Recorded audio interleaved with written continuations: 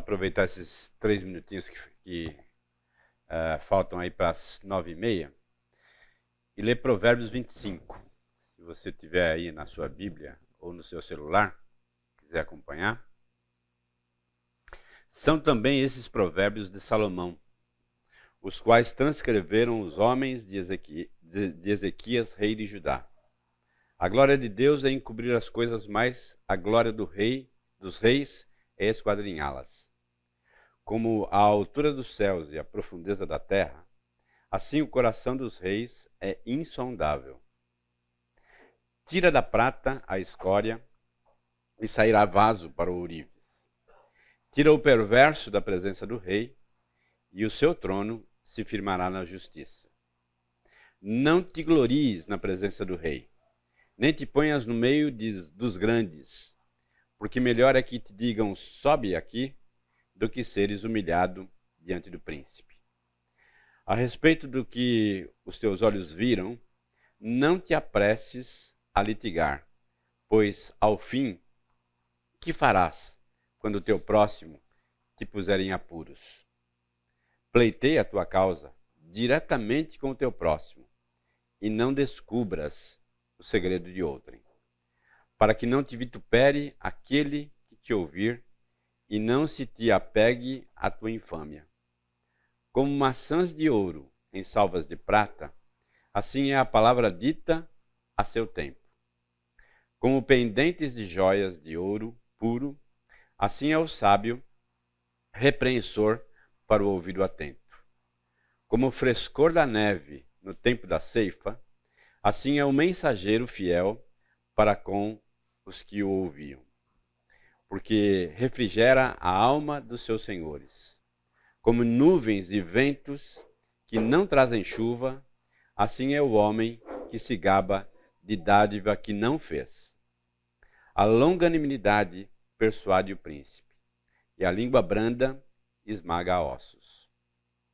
Achaste mel?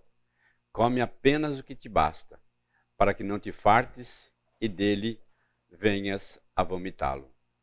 Não sejas frequente na casa do teu próximo, para que não se enfade de ti e te aborreça. Maçã, espada e flecha aguda é o homem que levanta falso testemunho contra o seu próximo. Como dente quebrado e pé sem firmeza, assim é a confiança no desleal, no tempo da angústia. Como quem se despede num dia de frio, se despe, melhor dizendo. Como quem se despe num dia de frio, é como vinagre sobre feridas. Assim é o que entoa canções junto ao coração aflito. Se o que te aborrece tiver fome, dá-lhe pão para comer. Se tiver sede, dá-lhe água para beber. Porque assim amontoarás brasas vivas sobre a sua cabeça, e o Senhor te retribuirá. O vento norte traz chuva, e a língua fingida o rosto irado. Melhor é morar no canto do eirado do que junto com a mulher rixosa na mesma casa. Como água fria para o sedento, tais são as boas novas vindas de um país remoto. Como fonte que foi turvada em manancial corrupto, assim é o justo que cede ao perverso. Comer muito mel não é bom. Assim procurar a própria honra não é honra. Como cidade derribada, que não tem muros, assim é o homem que não tem domínio próprio. Vamos orar?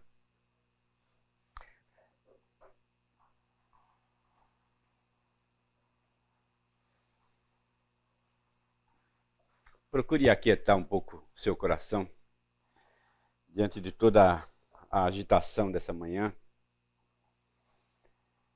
Só o nosso deslocamento até aqui é cheio de situações inesperadas no trânsito, até chegarmos aqui.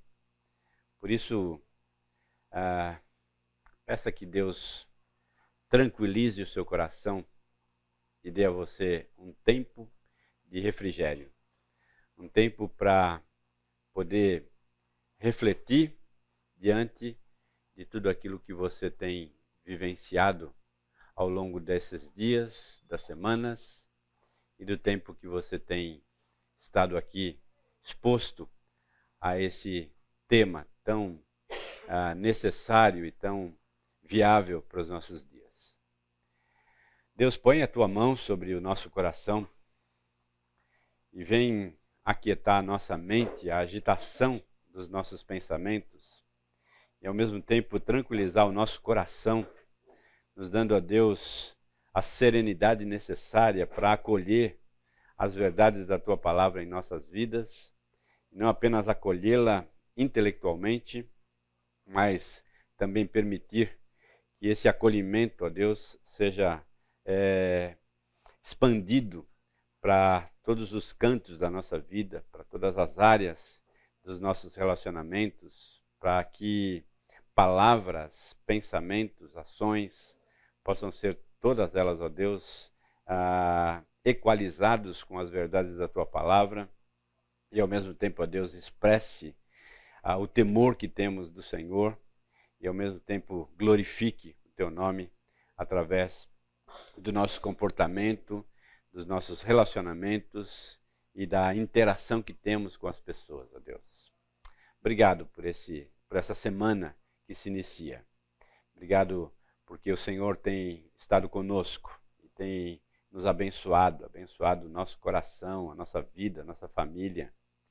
E rogamos a Deus que o Senhor esteja também sobre a vida dos nossos irmãos que aqui estão, sobre os irmãos também espalhados aqui na escola bíblica e também lá no culto, que a boa mão do Senhor possa acompanhar cada um e direcioná-los, ó Deus, segundo os propósitos que o Senhor tem para cada um deles, ó Deus. Obrigado por esse tempo aqui e fala conosco, é a minha oração em nome de Jesus. Amém. Amém. Essa semana eu fui surpreendido por uma notícia de um amigo, professor em Sumaré, que foi alvejado por 2 bandidos querendo tirar a moto dele, chegando na escola. Né? Ele era atualmente membro da Igreja Nazareno Central, mas foi muito tempo membro de uma igreja que eu pastoreei durante um período em Nova Veneza, aqui em Sumaré. Um rapaz bom, professor,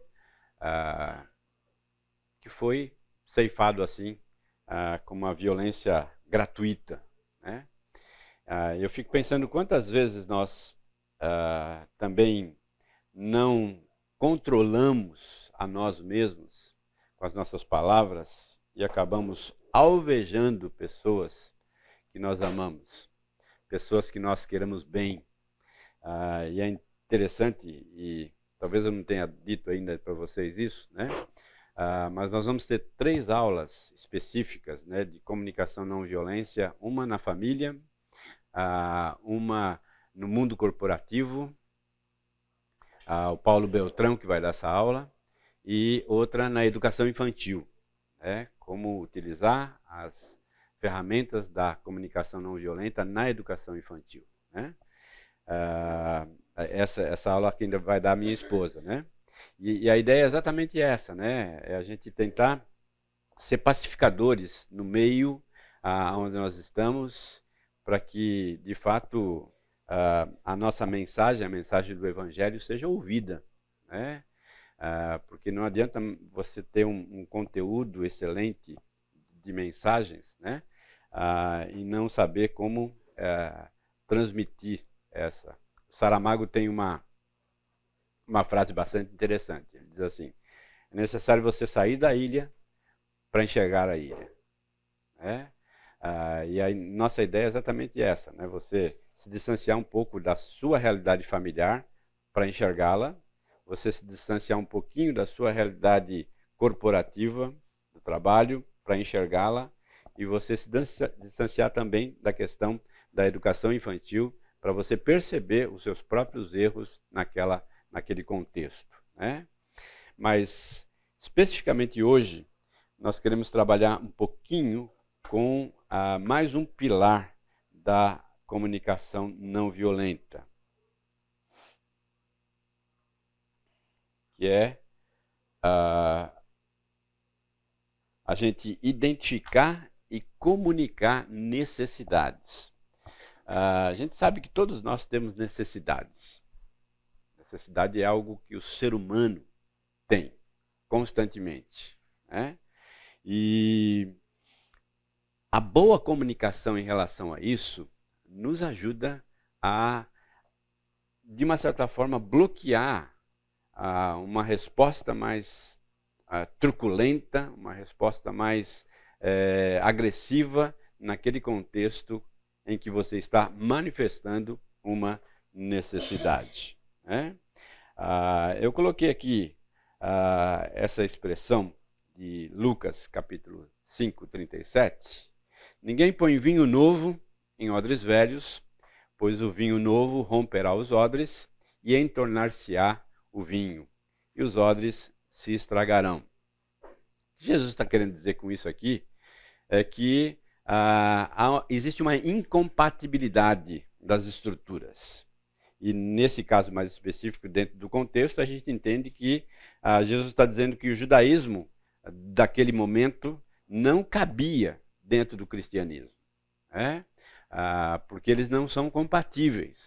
Haveria um rompimento natural sobre essas questões, né? E eu estou pensando isso aqui dizendo o seguinte: assim como a comunicação não violenta, tampouco cabe dentro de padrões de comunicação recheados de violência da nossa cultura. Então, o que nós estamos fazendo aqui, de uma certa forma, é uma ruptura contra a nossa própria cultura, né? É estabelecer novos paradigmas para a gente entender um pouco o quão violento nós somos nas nossas palavras. E não percebemos muitas vezes isso, né? Nós estamos envolvidos tanto com essa cultura e com esses valores que a gente acha então que eles são normais. Mas será que eles são normais mesmo?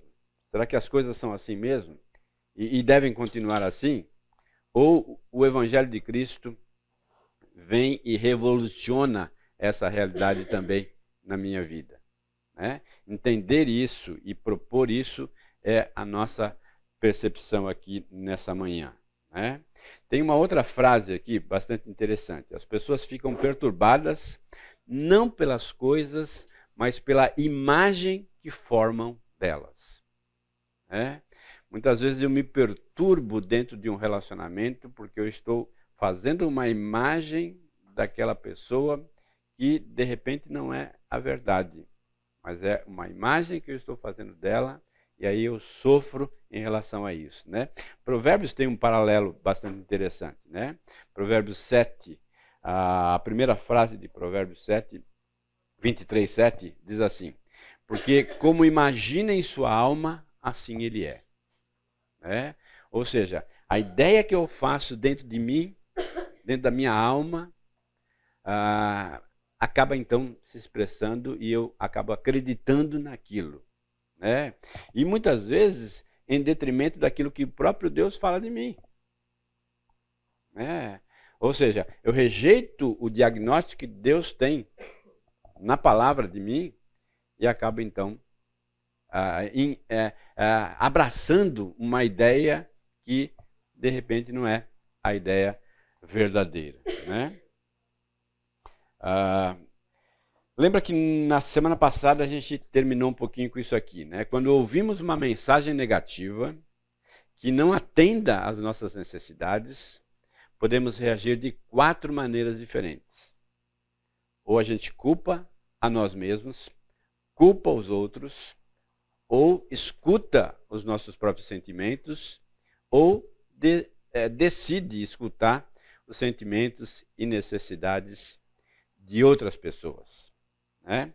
Então a gente está querendo aqui propor para entender melhor cada uma dessas reações, aumentando assim a nossa consciência de que os outros fazem pode ser o estímulo para os nossos sentimentos, mas não a causa. Então há uma diferença bastante interessante aqui, né? Estímulo e causa. Vamos tentar destrinchar um pouquinho isso aqui, tá? Por que nos comunicamos de forma tão violenta? A gente tem falado um pouco aqui sobre a questão cultural, né? Os valores culturais que afetam a nossa reação, as nossas palavras, o nosso comportamento, né? Mas o que eu estou dizendo aqui é que aquilo que as outras pessoas fazem pode ser um estímulo para os nossos sentimentos, mas não a causa deles. Tá bom? Vamos voltar lá. Por que a gente se comunica de forma violenta? Tá? Estímulo. Por estímulo eu estou dizendo o seguinte. Um estímulo é o que incita, anima a realizar algo. Tá? E causa, eu estou dizendo o seguinte. O que faz com que algo aconteça, a origem, o motivo, a razão. Dentro do aconselhamento bíblico, a gente tem sempre a busca daquilo que é a causa raiz. Ou seja, aquilo que efetivamente está acontecendo lá no fundo do coração daquela pessoa, lá no fundo das motivações, dos sentimentos, daquilo que está aflorando ali. Tá?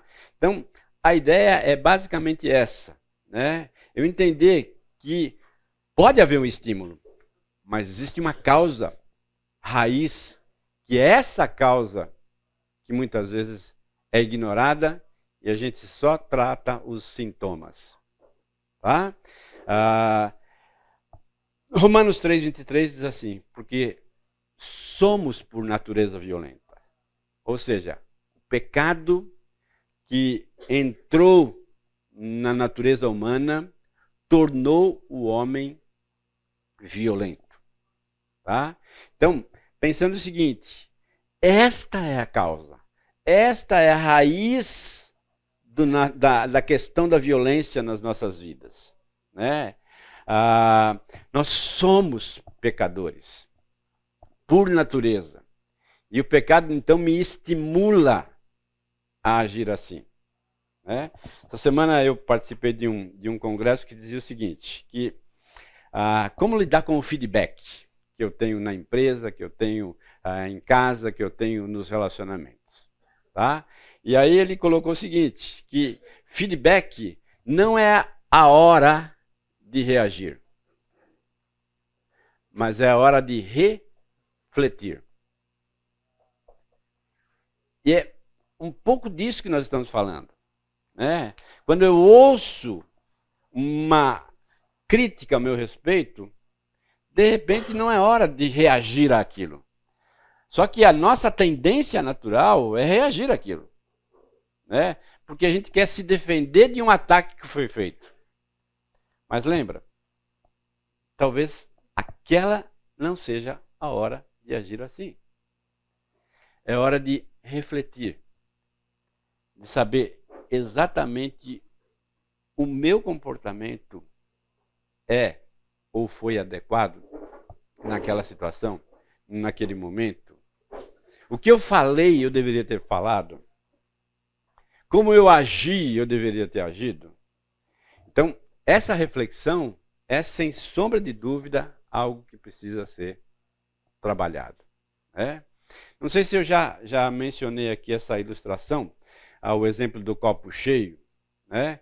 Então, se eu tenho um copo na minha mão, cheio d'água, tá? E eu estou segurando, e aí vem uma outra pessoa e dá um tranco no meu braço, o que acontece com a água que está no copo? O que acontece? Cai. Ela transborda. Sai. Tá? Agora, a causa raiz foi o tranco que eu recebi? Ou foi o fato de que a água estava dentro do copo? Essa é a questão. Tá? Quando alguém me agride e eu agrido de volta, é porque, na verdade, a violência já estava lá dentro. Ela simplesmente foi Alguém foi lá e cutucou. Mas a questão não é o cutucão.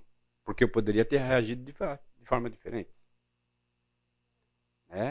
Eu poderia ter contido, como a palavra me ensina, a fechar a boca em determinados momentos, a ser mais sábio em determinados momentos.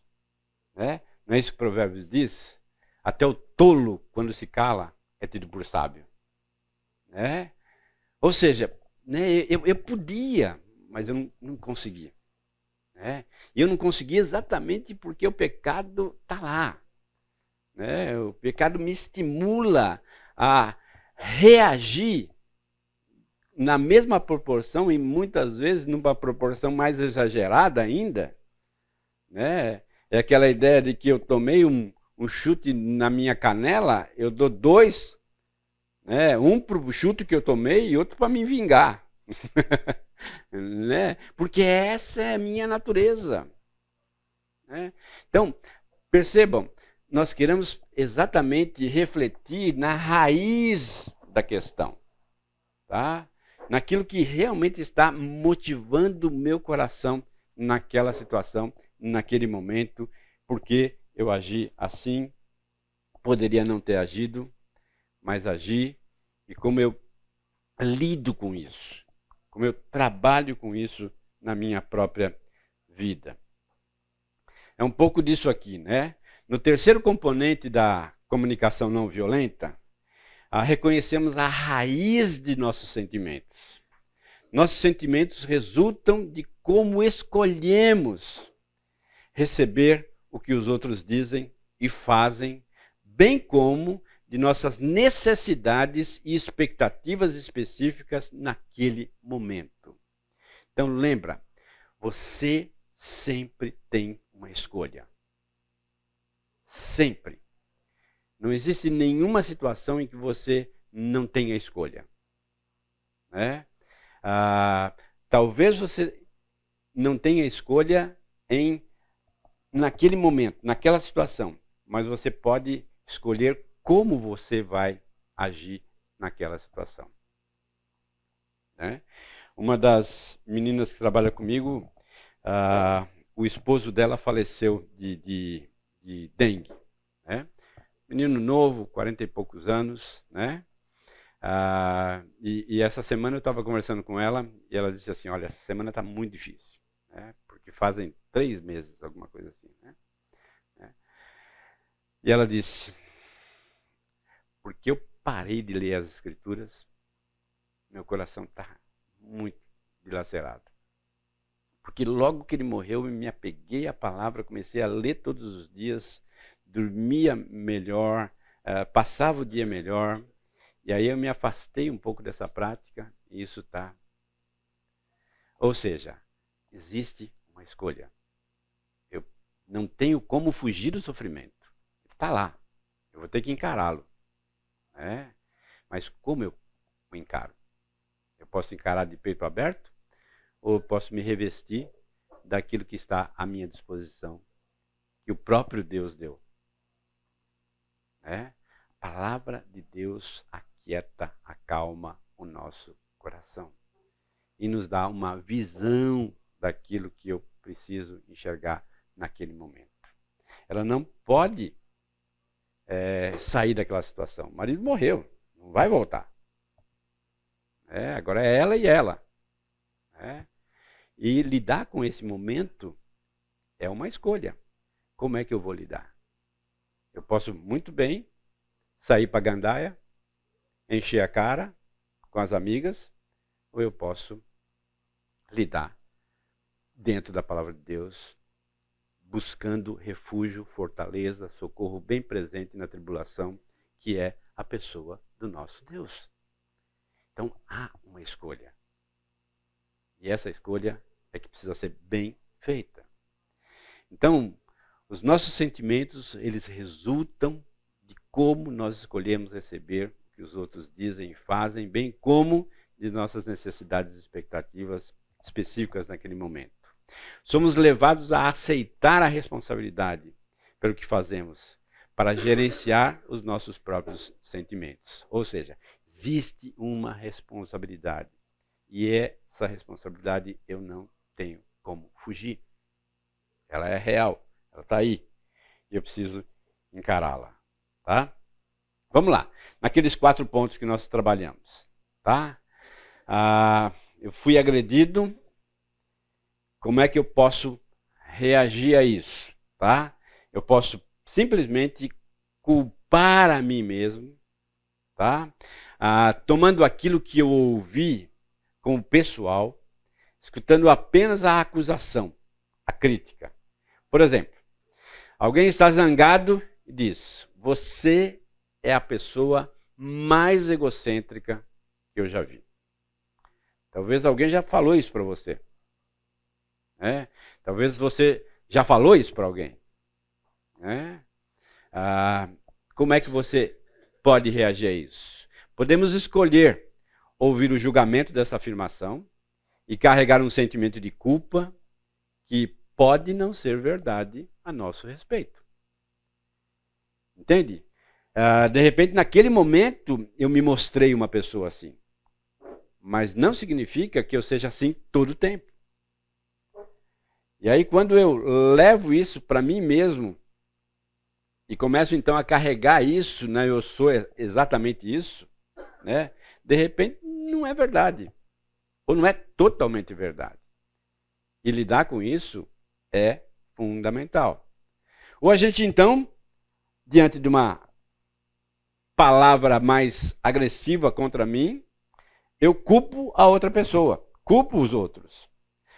Continuando com o mesmo exemplo acima, poderíamos protestar, dizendo: quem é você? Quem é você para dizer isso? Você não tem o direito de dizer isso. Estou sempre levando suas necessidades em consideração. Na verdade, é você que é egocêntrico. Né? Ou seja, quando recebemos uma mensagem assim e culpamos o interlocutor, é provável que sintamos raiva. Ou seja, percebe? Eu recebi uma agressão e eu respondi a essa agressão. Eu não sou assim. Justifiquei e devolvi na mesma moeda. Tá? Ou escutar os nossos próprios sentimentos e necessidades. Uma terceira opção seria iluminar a nossa consciência a respeito dos próprios sentimentos e necessidades. E assim, então, poderíamos responder: quando ouço você dizer que sou a pessoa mais egocêntrica ou egoísta que você já viu, fico magoado, porque preciso de algum reconhecimento pelos meus esforços em levar em consideração suas preferências. Ao focarmos a nossa atenção em nossos próprios sentimentos e necessidades, nos conscientizamos de que nosso atual sentimento de mágoa deriva da necessidade de que nossos esforços sejam reconhecidos. E nos esquecemos de que Deus sempre reconhece o nosso empenho. Então, você consegue perceber um pouquinho isso aqui, ó? Tá? Nós estamos falando que eu poderia ter reagido assim. Escutar a mim mesmo, o meu próprio sentimento e a minha própria necessidade naquele momento. Respondendo então, quando ouço você dizer que sou a pessoa mais egoísta que você já viu, fico magoado, ou seja, estou mencionando o meu sentimento naquela situação, tá? Estou revelando aquilo que está no meu coração, tá? Porque eu preciso de algum reconhecimento pelos meus esforços em levar em consideração as suas preferências. Ou seja, quando a gente foca dessa maneira, tá? A nossa atenção em nossos próprios sentimentos e necessidades, nos conscientizamos de que nosso atual sentimento de mágoa deriva, ou seja, eu estou magoado porque eu não estou sendo reconhecido. Eu estou magoado porque a pessoa não reconhece os esforços que eu estou fazendo para suprir as necessidades dela. Tá? E aí surge aquela mágoa. Mas lembra, o que a palavra me diz? O que o próprio Deus mostra para mim? Olha lá que diz Hebreus 6:10.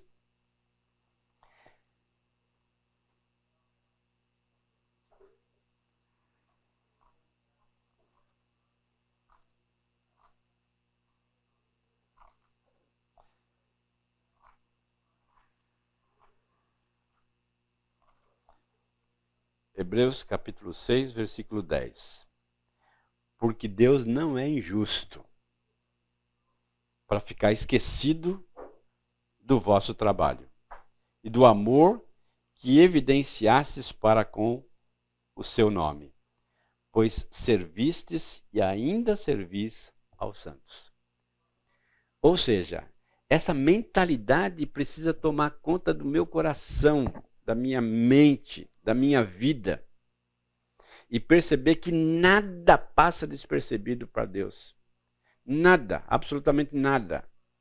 Ou seja, o empenho que eu estou fazendo para ajudar aquela pessoa, mesmo não sendo reconhecido por ela, não precisa trazer à tona um sentimento de mágoa diante daquela situação.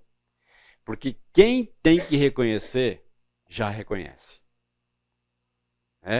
Ou seja, a pessoa mais importante que precisa reconhecer está dizendo para mim que reconhece. Ou seja, os meus esforços não são ignorados. Deus sabe. E é essa conexão com Deus que me ajuda a lidar com aquela pessoa. Porque em última análise eu não faço para ela, mas eu faço para Deus. Em última análise eu não sirvo a ela, eu sirvo a Deus. Isso muda o eixo das situações. Eu começo então a fazer para Deus, por Deus, somente. Porque eu sei que Ele não vai deixar de corresponder a esse meu empenho e a esse meu esforço. Ah, mas eu queria que a outra pessoa falasse. Né? Talvez nunca vai acontecer isso. Talvez nunca vai acontecer isso. Mas esse reconhecimento de Deus preenche o meu coração. Porque o foco está exatamente aonde deve estar. A questão é que muitas vezes nós mudamos o foco. E ficamos esperando uma reação de pessoas que não vão trazê-la. Não vão. E aí eu me decepciono, me frustro, me iro com aquela pessoa e me esqueço da realidade ao qual eu estou envolvido, como cristão.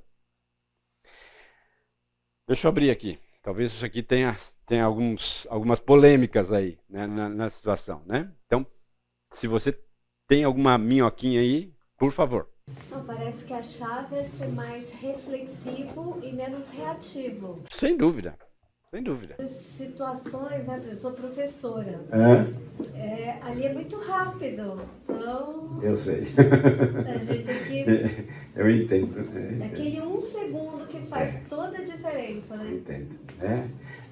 Talvez uma coisa importante a fazer, e eu tenho praticado isso um pouco, né? Antes de sair para o trabalho, eu pedi para Deus me orientar naquelas questões que eu não sei que vão acontecer, mas que Ele já sabe. Né? Ou seja, quando acontecer, Deus, me dá controle, me dá sabedoria. Mas eu sei, gente, eu entendo perfeitamente. Minha esposa também é professora. Eu sei que é muito dinâmico isso, né? Muito rápido. E as coisas acontecem e você fica meio perdido. Né? Eu sei, entendo perfeitamente isso. Né? Mas lembra, você sempre tem uma escolha. Escolha. Né? E algumas vezes, não reagir é a melhor escolha. Né? Eu acho que essa é o equilíbrio. né? E quando eu faço isso, também eu abro espaço para que o próprio Deus haja. Muitas vezes eu quero reagir, né? Mas lembra, eu sou pecador. Se eu reagir, eu vou passar com um rolo compressor em cima e ponto final, né? Mas quando eu reflito, né, eu abro espaço e momento para que o próprio Espírito de Deus me ilumine, me ajude ou a falar ou a não falar, né? Ou a agir ou a não agir, né? Diante daquela situação, daquela agressão que você sofre, né? Não sei se eu pude responder adequadamente, mas eu acho que a direção é essa, né? Tá? Mais alguém? Tudo bem? Então tá bom, vamos lá. A quarta situação aqui é escutar os sentimentos e necessidades dos outros, tá? Então vamos lá, tá? Nessa quarta opção, poderíamos virar o foco para a consciência dos sentimentos e necessidades da outra pessoa, tais como expressos naquele momento. Por exemplo, poderíamos perguntar: você está magoado porque precisa de mais consideração por suas preferências? Aceitamos a responsabilidade em vez de culpar os outros, as outras pessoas, por nossos sentimentos. Ou reconhecermos nossas próprias necessidades, desejos, expectativas e valores. Ou seja, aqui então eu mudo o foco, tá? E abro o jogo naquela situação, né? Diante do exemplo aqui que nós colocamos, né? Então, só para a gente fazer um confronto aqui, tá? Assumimos responsabilidade pelos nossos sentimentos. Ou seja, o que eu sinto quando eu observo isso. O que isto está me fazendo sentir. Então, são realidades e campos e mundos que precisam ser melhor trabalhados na minha mente e no meu coração, tá? Só que a gente é constantemente viciado em determinadas linguagens, em determinado comportamento naquela situação ali, tá? Então, vamos trazer um pouquinho dos nossos vícios de linguagem, que muitas vezes mascaram as nossas responsabilidades, tá? Então, primeiro exemplo aí. Expressões de pronomes impessoais, algo, isso. Isso me aborrece muito. Isso o quê?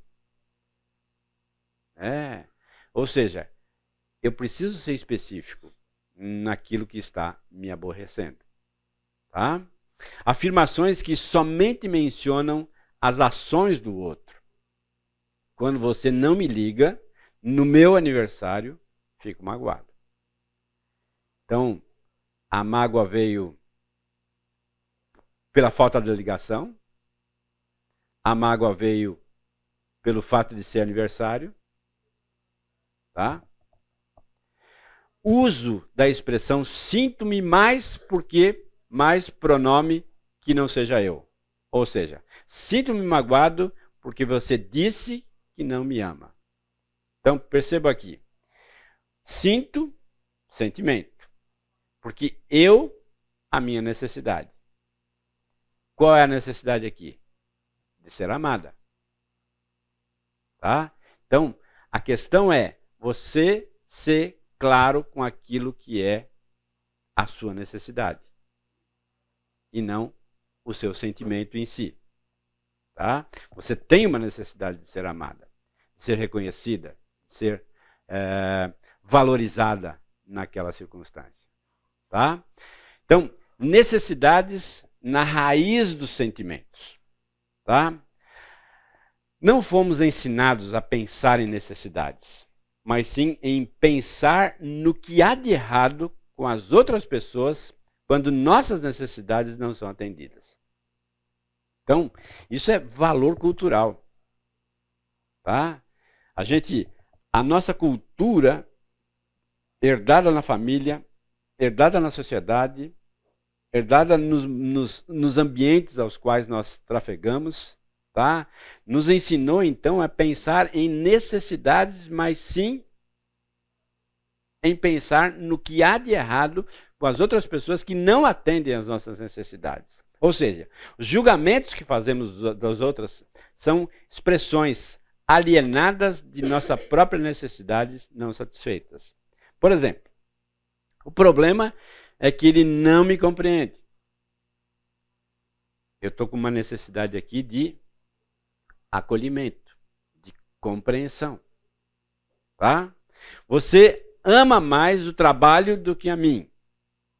Necessidade de afeto. Tá? Quando expressamos nossas necessidades de modo indireto, avaliações, interpretações, é muito provável que a outra pessoa entenda como uma crítica, não como uma expressão de uma necessidade. Tá?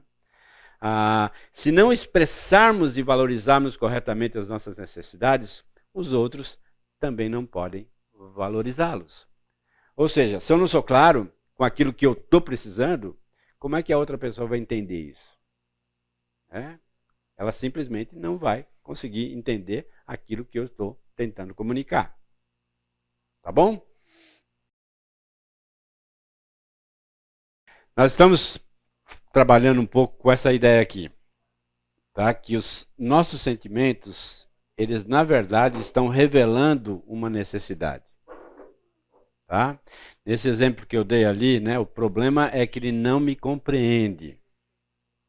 Tá? Ou seja, a não compreensão,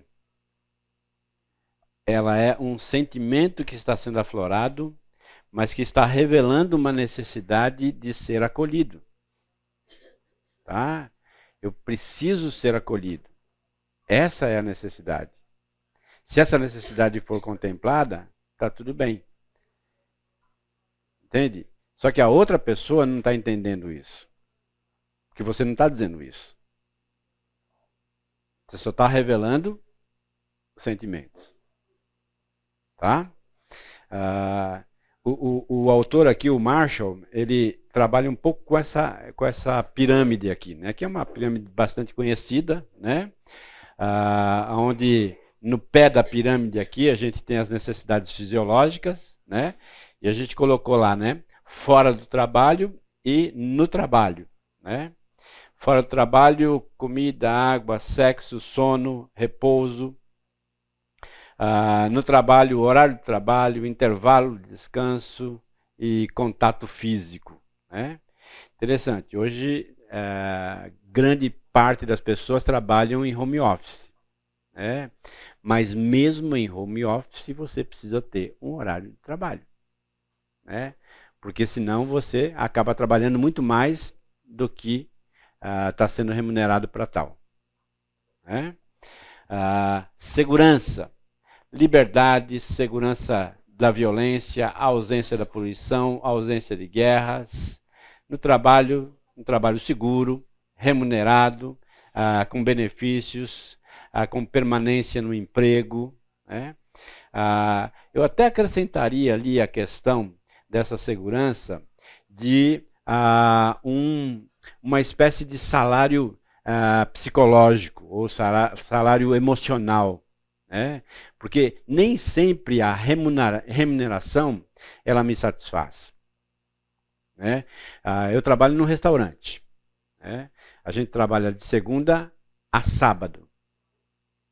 E aí eu tenho incentivado os meus patrões lá a trabalhar da seguinte maneira, oferecer um sábado para o funcionário diante do desempenho dele. Ou seja, você não vai gastar, mas você vai dar a ele uma satisfação.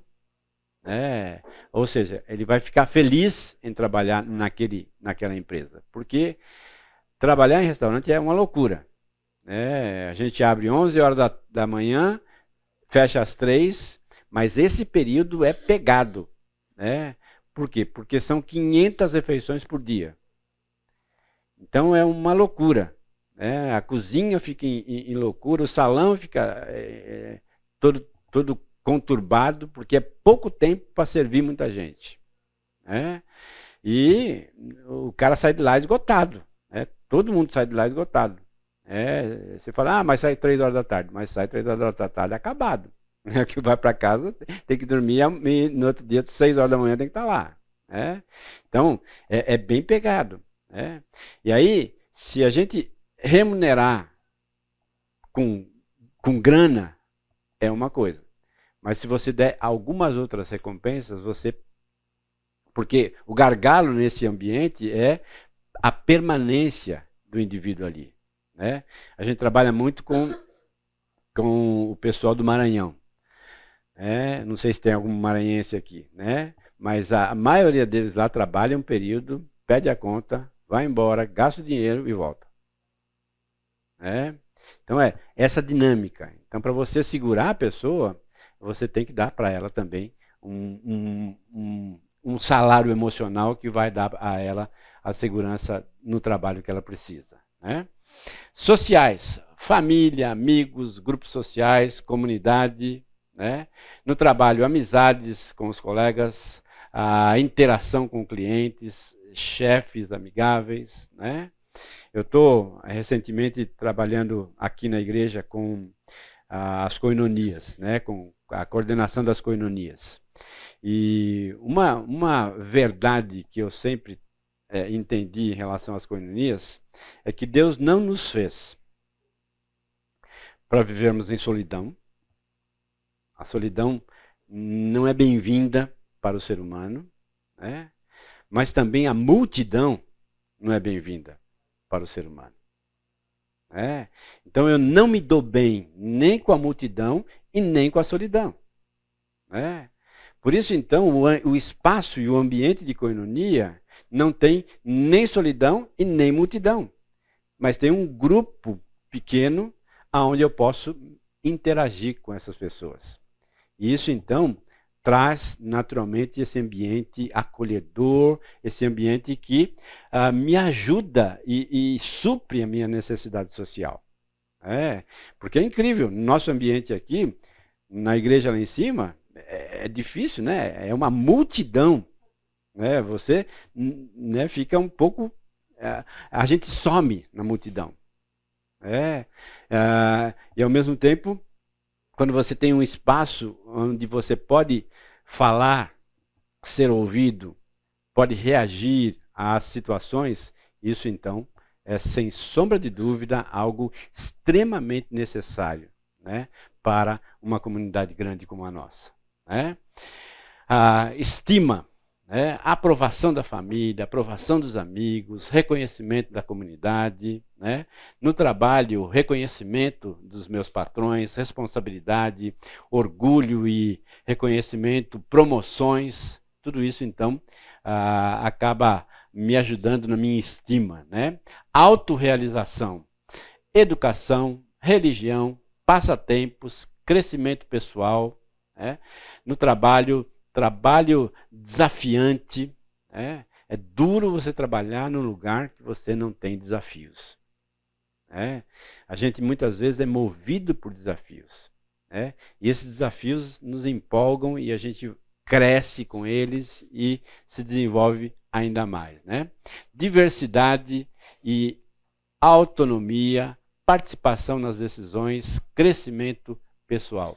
Tudo isso, então, faz com que as suas necessidades sejam supridas e você trabalhe, então, melhor. O que o Marshall fez? Ele fez a sua própria lista de necessidades mais sintética. Tem muitos mais itens, mas eu só peguei alguns aqui. Essa lista é um compilado, revisado pelo Instituto CNV Brasil, das listas de distintos autores da CNV, incluindo o Marshall Rosenberg. Então ele coloca lá honestidade, autenticidade, integridade, presença, autonomia, escolha, liberdade, espaço, espontaneidade, expressão, significado, compreensão, celebração. Interessante isso, né? Celebração. Né? Como muitas vezes as pessoas não estão nem aí em relação a isso. Né? Não celebram, pois não. De necessidades. De necessidades. Né? Algumas vezes, algumas pessoas, dentro de certas culturas, não se importam se a data do aniversário dela não for celebrada. Né? Mas outras pessoas sofrem com isso. Porque isso não aconteceu. Porque ninguém daquele ambiente lembrou que era o aniversário dela. Né? E ela fica extremamente magoada com isso. Né? Então, celebrações, muitas vezes nós aprendemos lá em casa e levamos isso para frente. Outras vezes não. Tem famílias que não celebram nenhuma data. E ponto final. E está tudo bem. E para essa pessoa isso não é uma necessidade. Porque ela não conviveu com essa realidade. Né? E aí você pode então depois trabalhar um pouco. Lembrando que todos esses slides estarão no site da igreja. Tá? Então você abre lá, comunicação não violenta, você vai ter acesso a esses slides também. Tá bom? Da escravidão emocional à libertação emocional. Tá? 3 estágios que podemos identificar nesse processo. Primeiro, a escravidão emocional. Nesse estágio, acreditamos que somos responsáveis pelos sentimentos dos outros. Achamos que devemos nos esforçar constantemente para manter todo mundo feliz. Lembra? Isso é impossível. É impossível.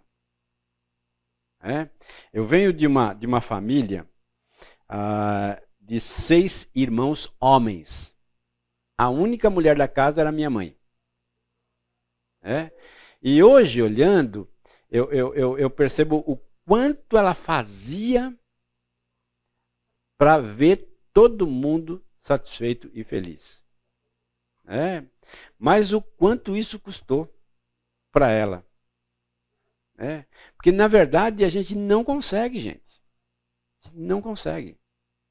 É um peso muito maior do que a minha capacidade de carregar. Entender isso e equilibrar isso é fundamental. Nos sentimos responsáveis e compelidos em fazer alguma coisa a respeito. Isso pode facilmente nos levar a ver as próprias pessoas que são mais próximas de nós como um fardo. Ou seja, se eu tenho esse ímpeto, de ver todo mundo feliz, muitas vezes eu acabo olhando para aquela situação e dizendo assim, isso é um peso. É um peso que eu não sou capaz de carregar. E aí então eu começo a ficar enfadado com aquela situação. Por perceber que eu não tenho condições de fazer aquilo. Então, isso me leva a uma escravidão emocional, sem sombra de dúvida. Tá? Estágio ranzinza, que é o que o Marshall coloca aqui. Nesse estágio, tomamos consciência do alto custo de assumir responsabilidades pelos sentimentos dos outros. E essa consciência nos leva a ficar mal-humorado, com raiva. E somos tentados a fazer comentários violentos contra a outra pessoa. Percebemos com clareza pelo que não somos responsáveis. Um peso também aqui. Tá? Um peso que me deixa nesse estado aqui de ranzinza na situação. Libertação emocional. Nessa etapa, respondemos às necessidades dos outros por compaixão. Nunca por medo, culpa ou vergonha. Desse modo, nossas ações estão nos realizando, assim como aqueles que são objeto dos nossos esforços. Então percebe, eu estou realizando a sua necessidade, e ao mesmo tempo eu estou revelando compaixão, e isso então me satisfaz a minha necessidade e também a sua necessidade naquele momento, naquele estágio. Tá? Aceitamos total responsabilidade por nossas intenções e ações, mas não pelos sentimentos dos outros. A libertação emocional envolve afirmar claramente o que necessitamos de uma maneira que deixe óbvio que estamos igualmente empenhados em que as necessidades dos outros sejam satisfeitas. Tá bom? Eu vou entrar aqui no próximo pilar, porque originalmente o curso foi feito em 9 aulas e nós vamos dar 8 aulas. Tá bom? Então eu vou sair daqui e entrar já na aula 5 aqui, para a gente então adiantar um pouquinho aqui o nosso processo, tá bom? Como eu tenho mais 20 minutinhos ali, a gente consegue chegar lá. Tá? Então, fazendo e recebendo pedidos, que é o próximo pilar aqui da comunicação não violenta. Só recapitulando aqui, tá? A gente falou sobre observação, o que eu observo na situação, que é uma técnica, tá? O que me agradou foi o tom, ou uma fala, ou um comportamento, o que exatamente? Tente ser o mais específico e objetivo possível. Pode haver mais que uma coisa a enumerar. Evite julgar, criticar, avaliar o comportamento do outro. Então, nesse primeiro momento, eu observo. No segundo momento, os sentimentos. Quais os sentimentos envolvidos? O que essa situação te fez sentir? Você consegue nomear os sentimentos de uma forma específica? Triste, frustrado, confuso. Você consegue se colocar na posição da outra pessoa e pensar quais sentimentos nela que levaram a agir de tal forma? Necessidades. Um pouco daquilo que a gente falou hoje. Quais as necessidades não atendidas? Quais necessidades não foram atendidas?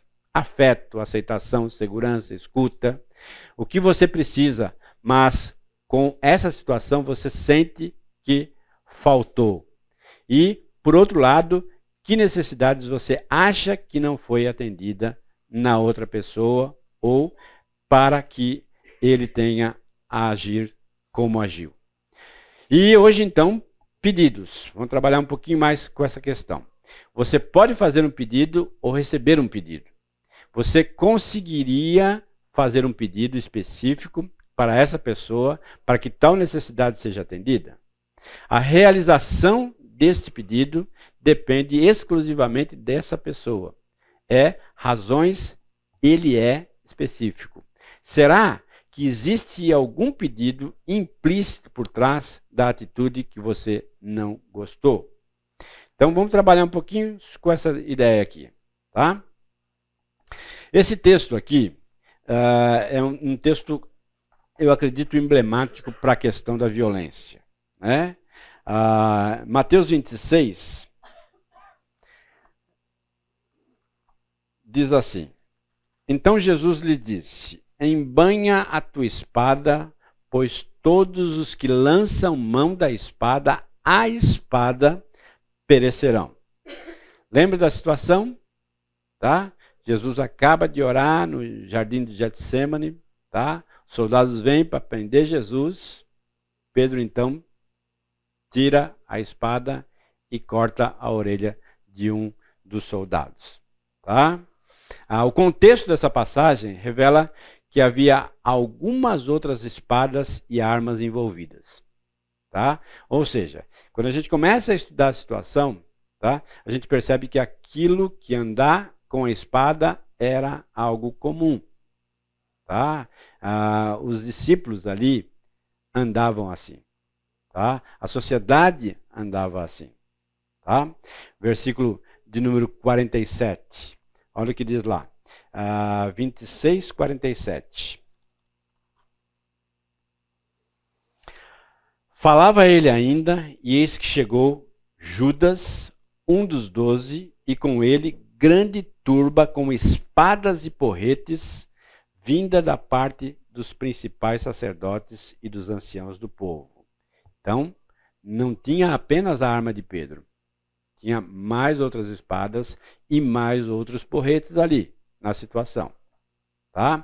Revela ainda que o único a lançar mão da espada com violência foi o discípulo de Jesus. Verso 51. E eis que um dos que estavam com Jesus, estendendo a mão, sacou da espada e, golpeando o servo do sumo sacerdote, cortou-lhe a orelha. Interessante. Muitas pessoas envolvidas e uma das pessoas que lança a mão da espada com violência foi um dos próximos discípulos de Jesus. Tá? Agora, a importância da questão cultural.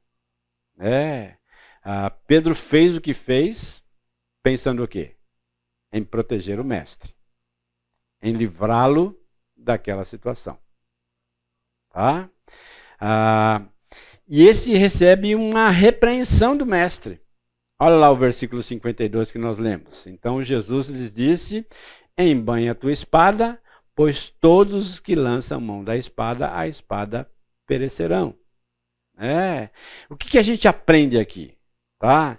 Que não importa a situação, nunca deveríamos recorrer à violência, porque geraria mais violência ainda.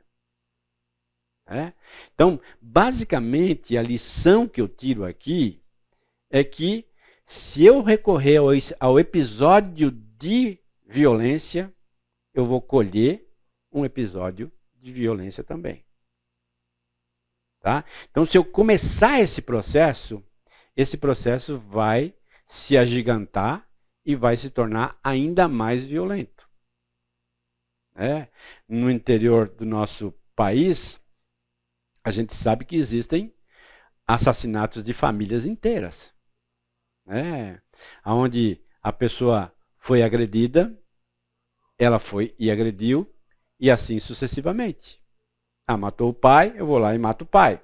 Matou o irmão, eu vou lá e mato o outro irmão. E assim sucessivamente. Porque é uma violência contra outra violência.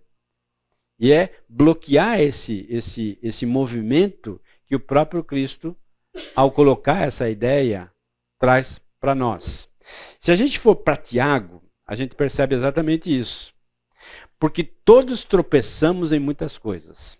Se alguém não tropeça no falar, é perfeito varão, capaz de refrear também todo o corpo.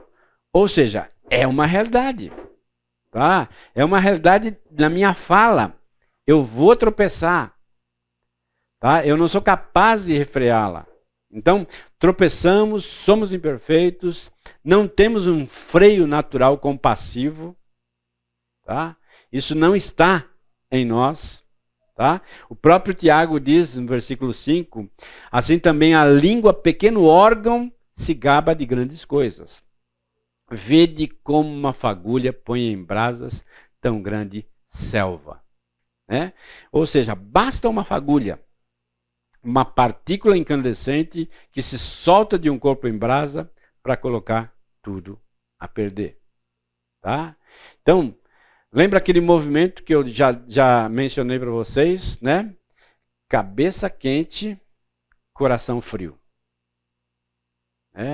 A cabeça quente naquela circunstância faz com que eu forme uma fagulha, porque eu estou incandescente, eu então lanço uma fagulha e essa fagulha é capaz de movimentar um grande incêndio ao meu redor.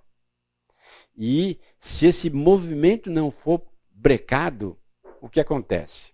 Ainda mais nos nossos dias, As redes sociais, o WhatsApp, Porque de repente a pessoa que foi ferida com aquela fagulha vai lá no grupo e aí, aí a situação, o caos está manifestado ali naquela situação. Então, entender isso, precisa me conscientizar do quão importantes são as palavras que saem da minha boca. O quão importantes são eu poli-las antes de pronunciá-las. Eu lidar um pouco de maneira reflexiva diante daquela situação que surgiu. Ao dar feedback, lembre-se de expressar sinceridade, passar confiança e fornecer suporte. Expressar-se com honestidade. Ao receber feedback, lembre-se de proporcionar conforto, ter consideração e escutar com paciência. Receber com empatia. Lembra que eu iniciei dizendo, não é hora de reagir, é hora de refletir. É hora de parar um pouquinho. Tá? Se a gente for lá para Provérbios 11:5, são textos que podem nos amparar e nos ajudar a lidar com essas circunstâncias também. Capítulo 11, verso 5 de Provérbios, diz assim: a justiça dos retos os livrará, mas na sua maldade os pérfidos serão apanhados. Ou seja, Provérbios 11:5, a retidão dos irrepreensíveis lhes abre um caminho reto, mas os ímpios são abatidos por sua própria impiedade. Ou seja, como dar feedback? Retidão. 1 Pedro 3:8, como receber feedback. Quanto ao mais, tenham todos o mesmo modo de pensar. Sejam compassivos. Amem-se fraternalmente. Sejam misericordiosos e humildes. Ou seja, as escrituras me ajudam a lidar com essa situação de modo pacífico, de modo compassivo diante da situação. Então vamos entrar neste quarto pilar então. Fazer um pedido ou receber um pedido. Do conflito nasce a consciência de sentimentos e de necessidades, a partir das quais fundamentamos um pedido específico. Mas a questão aqui é, será que recebemos o que queremos ou apenas sabemos o que não queremos? Pedidos específicos e possíveis ações concretas e delimitá-las deve ser o nosso foco, a nossa prioridade. Então vamos tentar dar alguns exemplos aqui. Usando uma linguagem de ações positivas. Em primeiro lugar, devemos expressar o que estamos pedindo e não o que não estamos pedindo. Quando formulamos um pedido de forma negativa, surgem pelo menos dois grandes problemas. Primeiro, as pessoas tendem a ficar confusas quanto ao que está sendo realmente pedido. E segundo, solicitações negativas acabam por provocar maior resistência para serem atendidas. Por exemplo, uma mulher pede ao marido que não passe tanto tempo no trabalho. Depois de algumas semanas, o marido anuncia que se inscreveu no campeonato de futebol de salão da empresa. A necessidade dela foi atendida? Mas era isso mesmo que ela queria? O que ela queria? Por que ela não disse? Essas questões são bem interessantes, né? Demonstrando assim, no caso do marido, né? Demonstrando assim que não passaria tanto tempo mais no trabalho, devido ao seu tempo com o lazer, e dividiria o seu tempo com o lazer e com os amigos. Mas o que a mulher realmente queria? Resposta: que o marido passasse pelo menos uma noite por semana em casa com as crianças e com ela. Né? Era essa a necessidade dela. Né? Que ele passasse com ela, com as crianças, em casa. Era isso. Né? Formular pedidos em linguagem clara, positiva e de ações concretas revela o que realmente queremos. Por exemplo, um pai pode falar ao filho: quero que você demonstre um pouco de responsabilidade e que faça o que eu digo sem questionar. Tá? O que esse pai está pedindo, de fato? Responsabilidade ou obediência? O que ele está exatamente querendo dizer? E é interessante você lidar com crianças, porque crianças são literais. Eu já disse para vocês, eu fui pastor de pequenas igrejas durante muito tempo. 20 e poucos anos da minha vida. E os meus filhos, então, nasceram nesse contexto também. E uma situação bem emblemática que aconteceu comigo foi que a igreja tinha a quantidade de pessoas que tinham aqui, uma cidadezinha de 15 mil habitantes, no sul de Minas Gerais. E eu estava pregando e o meu filho com outra criança badernando aqui na primeira fila. Eu disse: irmão, só um minutinho. Fui lá e cochichei no ouvido dele: se você não parar, o pau vai comer em casa. Você entendeu? Ele olhou para mim, tudo bem. Aí voltei, continuei pregando e ele continuou bagunçando. Bom, passou. Nós tínhamos o hábito de acabar o culto, eu fechava a igreja, tudo, a gente ia para casa e dava lanche para as crianças, Tinha 2 filhos pequenininhos, Ele e uma menina. Dei lanche para eles, botei eles para dormir e fomos tomar o nosso lanche, eu e a minha esposa. Dali uns 5, 10 minutinhos, aparece ele lá, de pijama, parado. Eu disse: o que você quer, Pedro? Ele disse para mim: você não falou que a gente ia conversar? Ou seja, a minha palavra teve algum peso ali. Ou seja, ele estava esperando que o pau ia comer. Ele estava esperando que alguma coisa ia acontecer. Eu falei: verdade. Fui lá, falei, dei umas varadas, aí ele foi dormir feliz. Feliz. Interessante isso, né? Que coisa, Eu falei, aquilo foi tão emblemático para mim, que eu comecei a perceber com clareza, a importância de você comunicar-se corretamente diante de uma situação e de você ser responsável por suas palavras. Porque o que ele estava me cobrando ali é exatamente isso. Você não falou? Agora cumpre. Porque eu podia dizer assim: que bonitinho. Não, fica tranquilo. Que ele ia pensar de mim? Meu pai fala e não cumpre. É mais ou menos essa dinâmica. Que eu preciso trabalhar, que eu preciso entender, que eu preciso valorizar. Uma outra coisa aqui. Uma linguagem vaga favorece confusão interna. Por linguagem vaga, entenda sem precisão, sem objetividade, muito confusa, obscura. Peça uma ação e não uma inação. Atenção. Cuidado com relações próximas e íntimas, pois podem gerar uma presunção de que o outro nos conhece muito bem e sabe o que sentimos e necessitamos. Lembra, pode gerar uma presunção. Eu acho. E de repente o meu acho não é a verdade.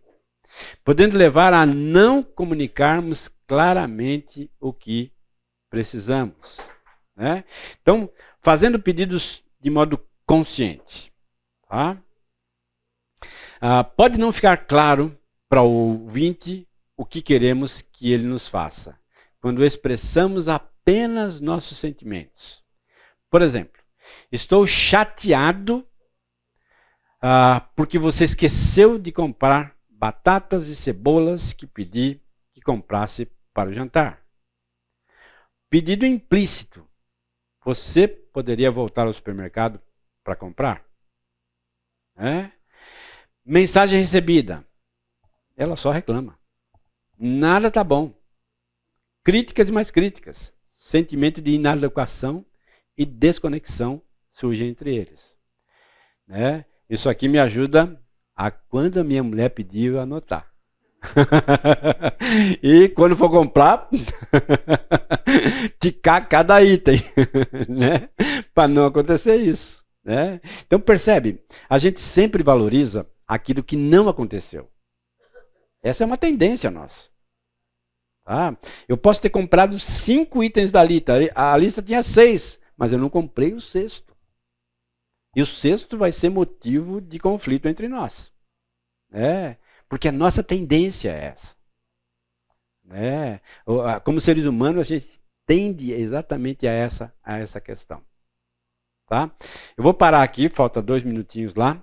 Nós vamos orar, terminar. E na semana que vem a gente vai começar a trabalhar um pouquinho mais com essas questões aqui juntos. Tá bom? Te louvamos, Deus, por esse tempo que tivemos aqui. Um tempo onde o Senhor proporcionou para nós uma reflexão bem necessária diante daquilo que estamos aprendendo aqui. Nos ajuda, Deus, a prestar atenção nesses detalhes, que são detalhes fundamentais e que podem nos ajudar a ter uma vida mais pacífica uns com os outros e, ao mesmo tempo, valorizar ainda mais a outra pessoa que convive conosco, Deus. Que sejamos sábios diante dos teus olhos. Que as nossas palavras possam glorificar o teu nome, ó Deus.